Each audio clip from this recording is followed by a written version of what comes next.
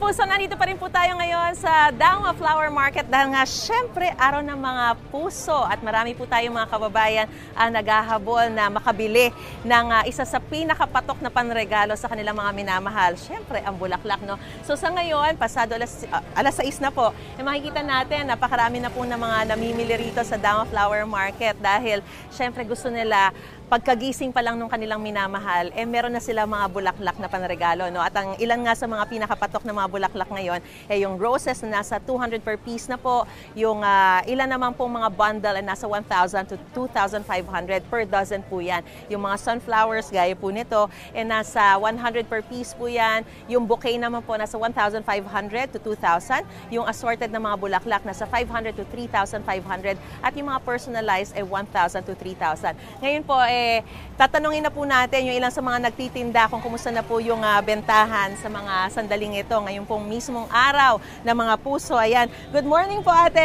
Good morning po. Ano ang pangalan nyo? Celeste po. Ate Celeste. So, kumusta na po yung bentahan ba ngayong mismong araw ng mga puso? Medyo marami na pong namimili. Pero ano po, Abante po tayo ng konti dito. medyo marami na pong mga namimili kasi ngayon po bigayan na.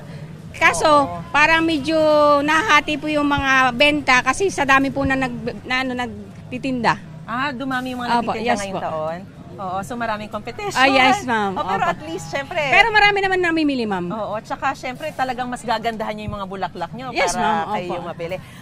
Kumusta kanina po nagbanggit na po ako ng mga presyo, pero kung ikukumpara sa mga nakarang araw, kumusta po ang itinaas ng presyo ng bulaklak? Parang ma'am, siguro mga times 3, ma'am. Times 3? Oo, pero kahit ganun, ma'am, marami naman bumibili kasi kahit nagmahal ang bulaklak, siyempre, ang pagbibigyan mo, mahal mo. Kaya, bumibili pa rin, ma'am, kahit tama mahal. Opo. Oo. Kanina, nabanggit ko rin po yung mga pinakapatok. So, tatanungin ko lang po kayo, ano po ba, itatanong ko lang po kayo, no? Kasi ito, nakita ko po yung mga karamihan sa mga binibenta, yung mga, itong klase ng mga bulaklak na to. Ano po ba ibig sabihin? May ibig sabihin po ba itong mga bulaklak na to? Ano ba, yung red rose? Ano po ba Meron ibig po, sabihin ma'am. Oo. Pag red rose, ma'am, I love you, ibig sabihin, ma'am.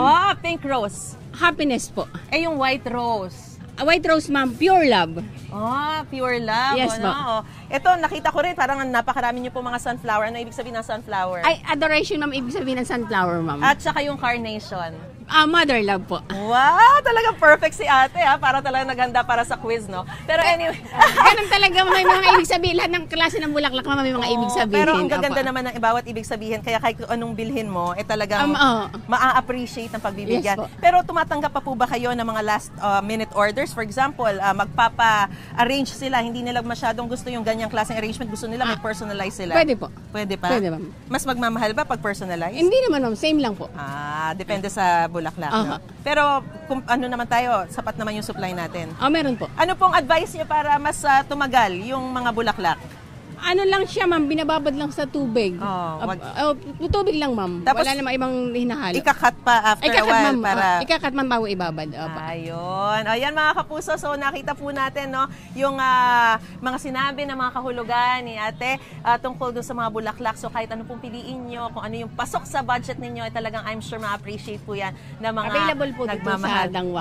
Kahit anong klase ng bulaklak. Yes. Hila-hilera po yung mga tindahan ko ng mga bulaklak dito. Kaya kahit na anong pasok sa fields ninyo, talagang sigurado na nandito mahanap nyo po yan sa Dangwa. At syempre, gaya nga na sinabi ni ate, priceless naman ang pagmamahal. Kaya kahit na nagmahal ang inyong mabibiling mga bulaklak, bibilin at bibilin pa rin yan para sa happiness ng inyong mga mahal sa buhay. So, yan muna ang latest sa situation. Salamat po, ate. Thank you. At mamaya, magbabalik po rin po tayo dito sa Dangwa para naman alamin natin kung ano ba ang mga pinipili pa ng ilang mga kababayan natin at saka para kanino ba yung kanilang mga bibiling mga bulaklak mula pa rin dito sa Dangwa Flower Market. Balik muna sa studio.